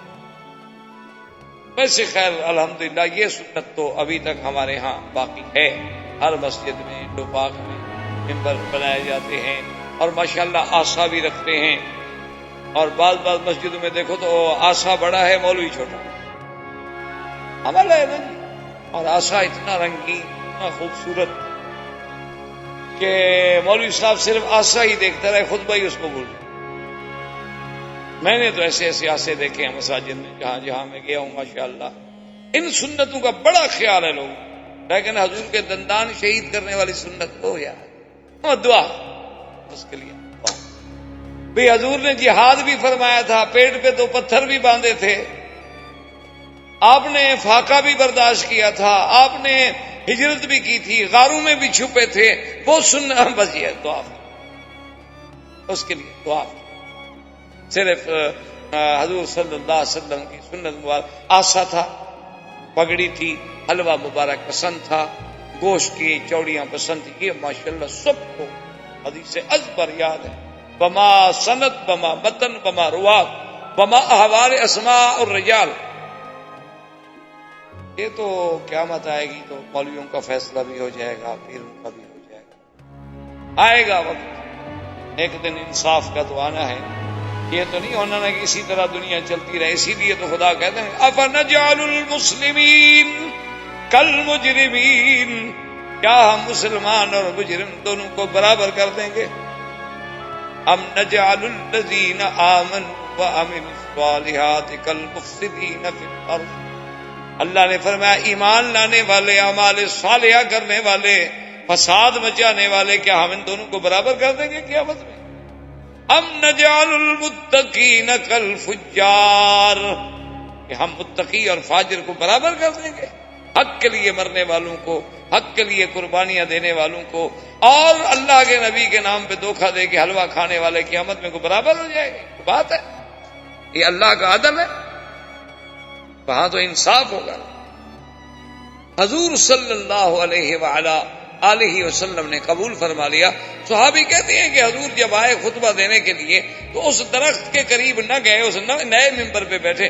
اس کے بعد کہتے ہیں کہ ہم نے کیا دیکھا کہ فسمعنا صوت البکاء کحنین الناقہ، ایسے جیسے اونٹنی اپنے بچے کے لیے چیختی ہے نا، آوازیں آتی ہیں، ایسے اندر رونے کی اس درخت سے، خشک درخت کے تنے سے آواز آ رہی ہے۔ فنزل رسول اللہ صلی اللہ علیہ وسلم ممبر، حضور ممبر سے اترے، فضمها، آپ نے اس کو سینے سے لگا لیا۔ صحابہ کہتے ہیں ہم نے دیکھا کہ جیسے بچے کو چپ کراؤ نا، ماں باپ بچے کہتے ہیں چپ کرو چپ کرو، تو بچہ روتا روتا آہستہ آہستہ چپ کرتا ہے، تو وہ درخت بھی اسی طرح آہستہ آہستہ آہستہ آہستہ چپ کرتا گیا، حتیٰ سکنا، حتیٰ کہ سکون آ گیا۔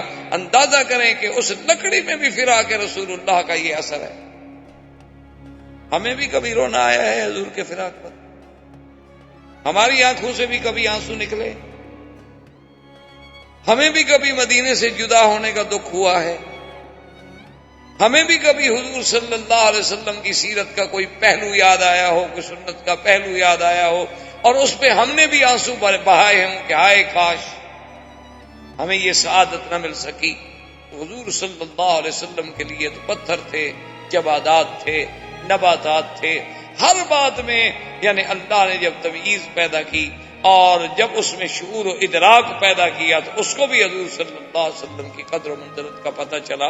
تو حضور صلی اللہ علیہ وسلم ہجرت کے بعد مدینہ منورہ میں پہنچے، اور مدینہ منورہ میں مسجد کے قیام کے بعد پھر حضور نے احکامات جاری فرمائے۔ وما علینا الا البلاغ وآخر دعوانا الحمدللہ رب العالمین، والسلام علیکم ورحمۃ اللہ وبرکاتہ۔ برادران اسلام، واجب الاحترام بزرگوں، بھائیوں، ساتھیوں، ہم نے اپنے سلسلہ درس میں جیسے آپ کو معلوم ہے کہ سیرت نبی عربی صلی اللہ علیہ وسلم کا کیا ہے۔ الحمدللہ اللہ کی توفیق سے اور اس کے رحم و کرم سے، عنایت سے، ہم نے سیرت مبارک کے ابتدا سے لے کر تقریباً حضور صلی اللہ علیہ وسلم کا ہجرت کا فرمانا، سرزمین مکہ مکرمہ سے ہجرت اور مدینہ منورہ کے ورود تک کا بیان تقریباً اختصار سے ہم کر چکے۔ سرکار دو عالم صلی اللہ علیہ وسلم جب مدینہ منورہ میں پہنچ گئے تو میرے مدنی کی زندگی، مدنی زندگی، اسلام کی رفعت، سر بلندی، اسلام کی عظمت، تکمیل، یعنی جس دین کی ابتدا مکے سے ہوئی تھی اس کی تکمیل مدینہ میں۔ مکی زندگی میں جو حضور کا پاک صلی اللہ علیہ وسلم کے 13 سال گزرے ہیں،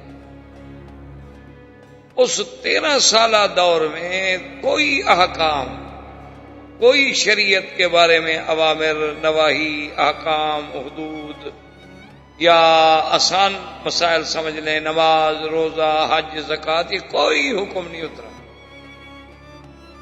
13 سالہ زندگی جو ہے وہ صرف دعوت کی اور اثبات دعوت کی، جو مسائل مہمہ تھے، اللہ کی توحید، نبوت و رسالت اور اثبات قیامت، بس ان 3 مسائل پر میرے آقا نے 13 سال اپنی زندگی کے صرف فرمائے۔ کیونکہ یہ قاعدہ ہوتا ہے کہ جب کوئی دائی کسی دعوت کو لے کر آتا ہے تو سب سے پہلے تو وہ قوم کے سامنے اپنا دعویٰ رکھتا ہے نا کہ میرا مدعا کیا ہے، میں کیا کہتا ہوں، میں کیا چاہتا ہوں۔ اور پھر لازمی بات ہے کہ جب کوئی دعوت آتی ہے تو اس کی موافقت بھی ہوتی ہے، مخالفت بھی ہوتی ہے، پھر ان مخالفت کا دلائل کے ساتھ رد کیا جاتا ہے۔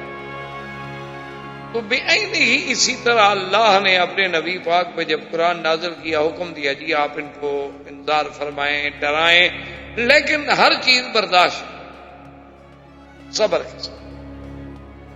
اور آج بھی کسی ملک میں کسی دنیا کے اسلامی ملکوں میں یاد رکھیں، کوئی تحریک، کوئی جماعت، کوئی نظم کبھی کامیاب نہیں ہو سکتا جب تک کہ وہ پھر اسی منہاج نبوت پر حضور صلی اللہ علیہ وسلم کے طریقے کے مطابق نہ چلے۔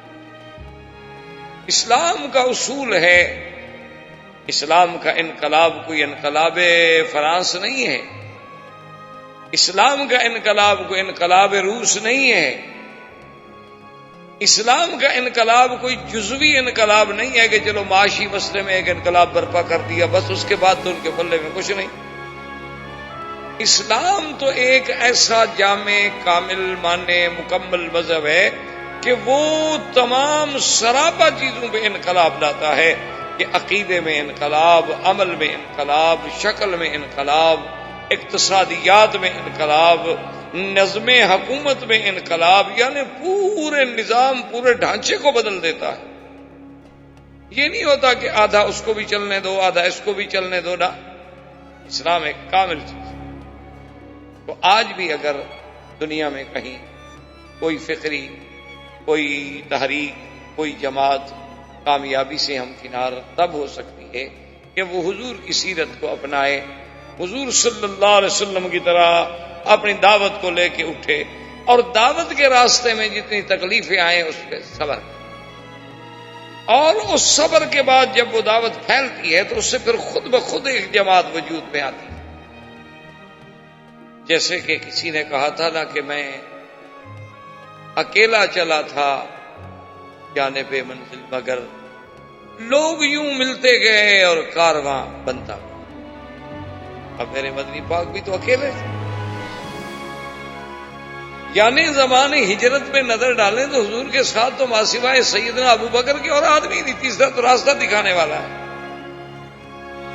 یعنی اندازہ کریں کہ ایک اللہ کا نبی ہے اور ایک صدیق ہے، اور مکہ سے مدینہ منورہ اور حبشہ دونوں کو ملا کے بھی 83 آدمی، یہ کل سرمایہ ہے رسول، 83 افراد کی ایک جماعت کو لے کے آپ مدینے پہنچے ہیں۔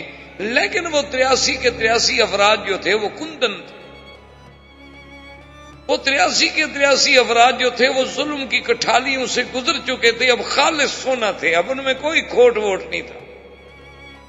تو اب اصل میں جو مکی زندگی ہے وہ ہے زندگی اسلام کی، جس سے اسلام کو تابانی ملی، اسلام کو عزت ملی، اسلام کو عظمت ملی، اسلام کو غلبہ ملا۔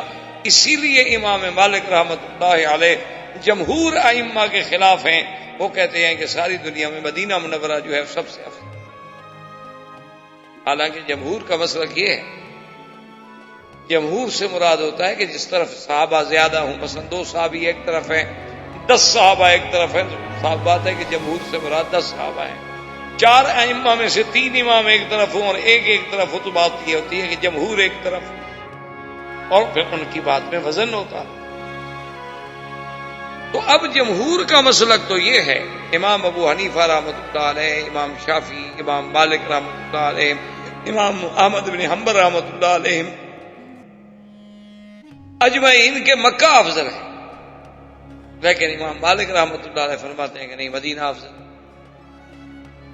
اس کی وجہ کیا تھی؟ وہ کہتے ہیں کہ تمام دنیا کے شہر جو ہیں وہ تلوار سے قابو آتے ہیں، تلوار سے فتح ہوتے ہیں، ایک مدینہ ہے جو صرف اسلام سے فتح۔ تو اب سیدنا محمد رسول اللہ صلی اللہ علیہ وسلم جب مدینے میں تشریف لے گئے تو جس جگہ پر آپ کی اونٹنی مبارک بیٹھی تھی وہ ایک خالی چٹکن سی جگہ تھی، میدان۔ آپ نے فرمایا لمن ھذا الارض، زمین کس کی؟ انہوں نے کہا حضور یہاں 2 یتیم بچے ہیں، ان کا باپ مر گیا ہے، ان کی یہ زمین ہے۔ آپ نے فرمایا ان کو بلائیں، تو آپ نے کہا کہ ہم یہاں مسجد بنانا چاہتے ہیں، تو یہ زمین جو ہے ہمیں بیچ دو۔ تم نے کہا کہ یا رسول اللہ، ایک تو آپ مانگنے والا نبی ہو اور مانگتا بھی اللہ کے لیے ہو، تو ہم نے اس سے اور کیا قیمت لینی ہے کہ خدا کا گھر یہاں بن جائے؟ حضور نے فرمایا پھر مجھے کوئی دوسری جگہ دیکھنی ہوگی، میں اللہ کا گھر تو بناؤں گا لیکن خالصتاً خرید کر۔ نے کہا ٹھیک، جیسے آپ راضی ہیں، آپ پیسے دینا چاہتے ہیں پیسے دے دیں۔ تو سب سے پہلا کام یہ ہوا کہ حضور پاک نے وہاں مسجد کی بنیاد رکھی۔ یہ سب سے پہلی مسجد تھی۔ اس طرح تو مسجد قباء تھی، لیکن باعتبار مسجد نبی صلی اللہ علیہ وسلم کے یہ پہلی مسجد تھی جس کی بنیاد سرکار دو جہاں رحمت للعالمین نے رکھی۔ اور اس زمانے میں مسجد کا تصور یہ نہیں تھا کہ جہاں جا کے آپ صرف نماز پڑھ لیں، بلکہ مسجد کا تو ایک بہت بڑا حساس یعنی کردار تھا کہ وہی مسجد ہوتی تھی اور وہی مدرسہ ہوتا تھا اور وہی یوں سمجھ لیں کہ پارلیمنٹ ہاؤس تھا، وہی پریزیڈنٹ ہاؤس تھا، وہی جناب جی ایچ کیو تھا، سب کچھ مسجد تھی۔ اسی لیے آپ نے دیکھا نہیں تھا کہ ابھی ایک ملک کے کسی لیڈر نے یہ کہہ دیا تھا نا کہ مسجد پہ ذرا غور کرو کہ اس کے مینار، اس کا قبہ، یہ تو ہمارے لیے ہیلمٹ ہے، اور مینار جو ہیں دیکھیں یہ ہمارے اسلام کے سب سے بڑے عظیم میزائل ہیں جو کفر کی قوتوں کو دیکھنے سے پاش پاش کر دیتے ہیں، چلانے کی بھی ضرورت نہیں پڑتی۔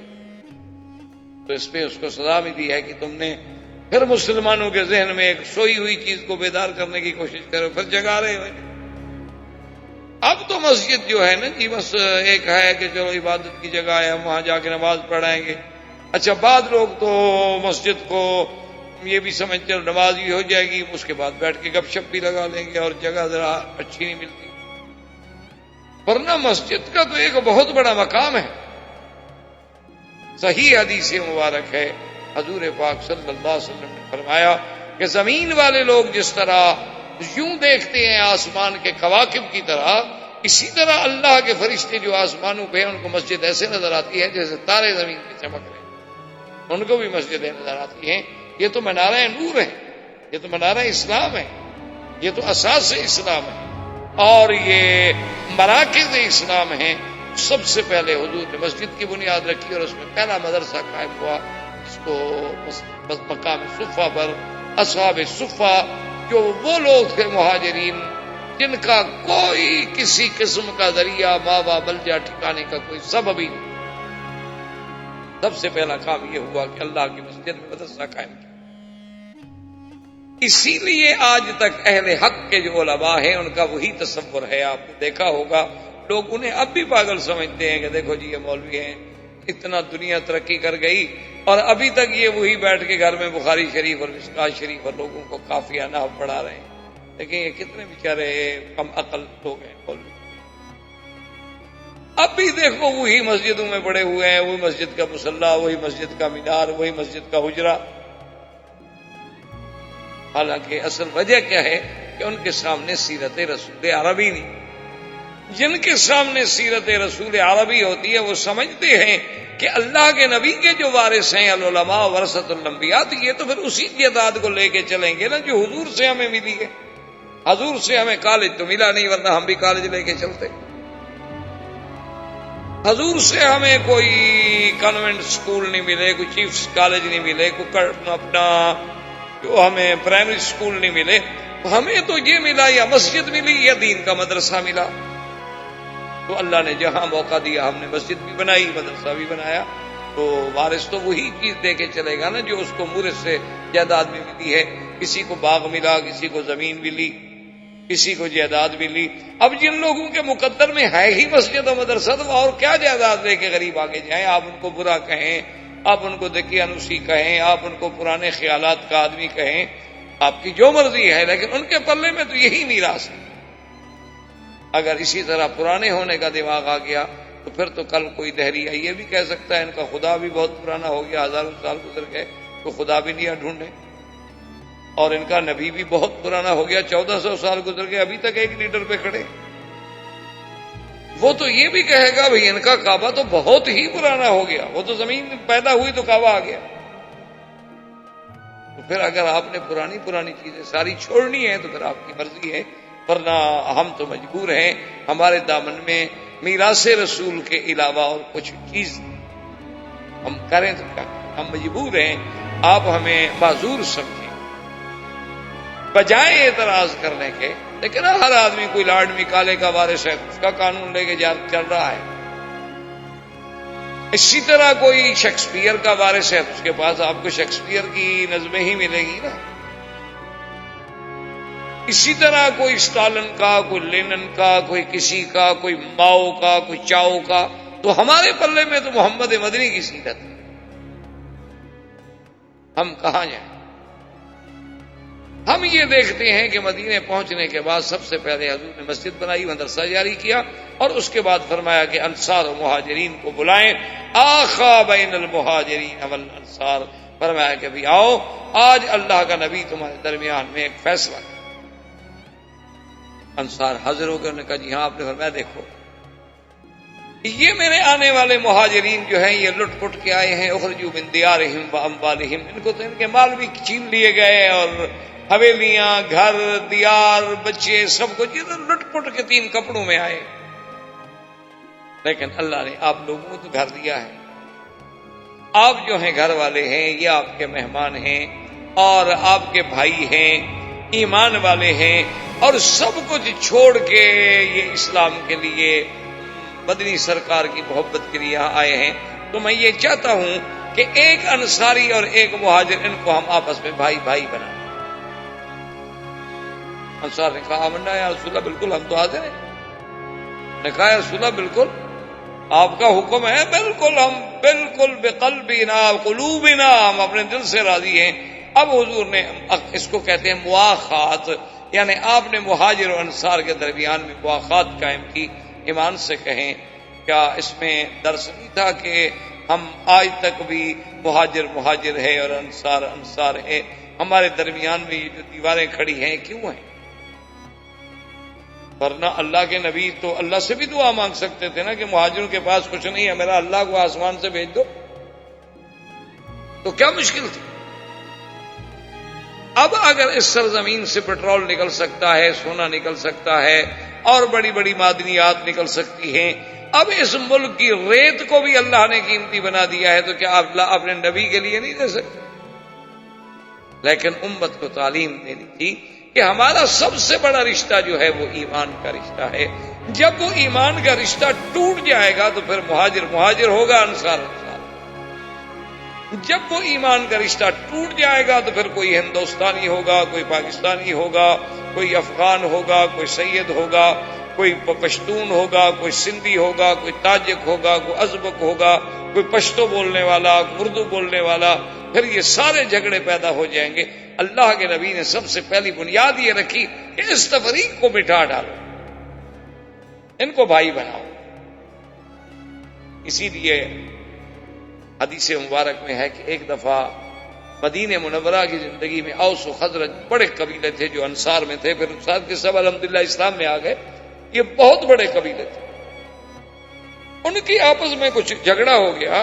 تو ایک اوس والے نے پکارا اپنے قبیلے کو، خزرج والے نے پکارا اپنے قبیلے کو. پرانے دور میں تو یہی تھی نا، ہر آدمی اپنی قوم کو پکارتا تھا. تو وہ دونوں جناب تلواریں لے کے نکل آئے. حضور صلی اللہ علیہ وسلم کو جب پتہ چلا تو حضور گئے، آپ نے فرمایا ما بال فیکم الجاہلیہ، کہ اللہ کا نبی تمہارے اندر موجود ہے اور اب تم ابھی تک قومیت کے نعرے لگا رہے ہو. دعوہا انہا منتنۃ، چھوڑ دو ان قومیت کے نعروں کو، یہ تو بدبودار نعرے ہوتے ہیں. کہیں لسانیت کا جھگڑا، یہ کون ہے جی اردو سپیکنگ ہے، یہ کون ہے جی بنگلہ سپیکنگ، یہ کون ہے جی یہ جناب مالاباری ہے، یہ کون ہے جی یہ کیرالہ کا ہے. لسانیات پہ جھگڑا، قومیتوں پہ جھگڑا، رنگ پہ جھگڑا. وجہ کیا ہے کہ وہ اسلام کی قوت جو تھی وہ کمزور ہوگی. اب یہ دیکھیں اسلام کا تقاضا کہ حضور نے بھائی بھائی بنا دیا، سب بھائی بن گئے.